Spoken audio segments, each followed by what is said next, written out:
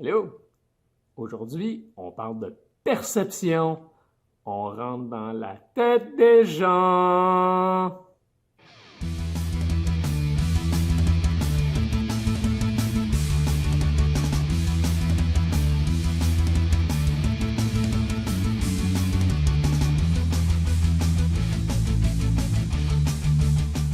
OK, alors, comme on disait tantôt, aujourd'hui, on va parler de quoi? On parle de perception. La perception en marketing, c'est super important pour un paquet de raisons. Mais aujourd'hui, on va s'arrêter sur une seule raison, c'est comment réussir à passer tous les filtres dans la tête du consommateur pour réussir à s'installer dans la mémoire du consommateur, s'ancrer là. C'est notre place, c'est là qu'on veut être. Alors, pour ce faire, il y a 4 principes de perception qu'on peut utiliser.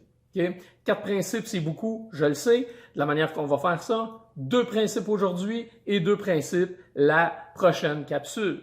Aujourd'hui, les 2 principes qu'on va voir, premier principe, le principe de contraste. Principe de contraste dit quoi? Si on regarde la définition, ça dit que le fond de l'image n'affecte pas l'image en soi. Qu'est-ce que ça veut dire, ça?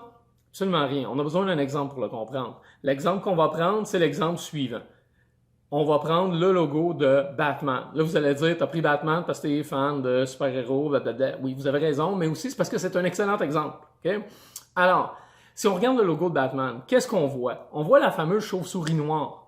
Le fond de l'image, derrière la chauve-souris, c'est quelle couleur? C'est noir quand même.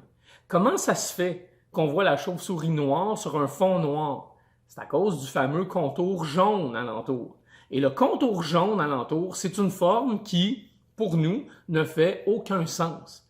La forme jaune, si vous regardez uniquement la forme jaune, ça fait aucun sens.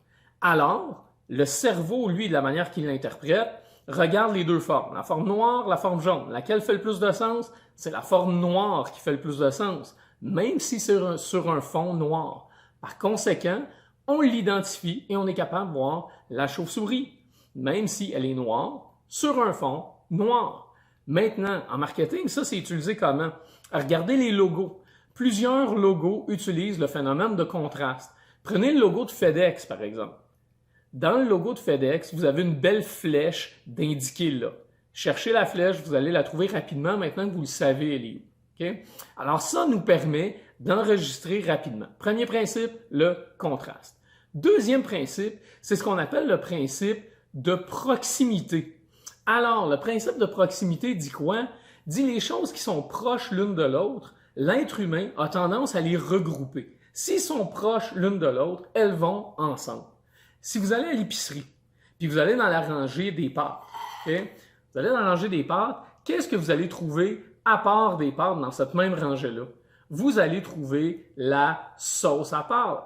Et pourquoi? Là, vous allez dire, oui, dans le Tupperware. Oui, c'est dans le Tupperware. Pourquoi? Parce que c'est la sauce de ma mère. Pourquoi c'est la sauce de ma mère? Elle est juste meilleure que la mienne. Alors, les pâtes, la sauce, ça va ensemble. On l'associe ensemble. Okay? Alors, en marketing, si on l'associe, on veut faciliter la tâche du consommateur. Ils vont ensemble, mais les proches l'un de l'autre ensemble. Et c'est très proche l'un de l'autre ensemble. Ça va très bien ensemble. Et on a un assiette de pâtes. Et voilà. Alors ça, c'est les 2 principes pour aujourd'hui. Semaine prochaine, 2 prochains principes. Amusez-vous d'ici là.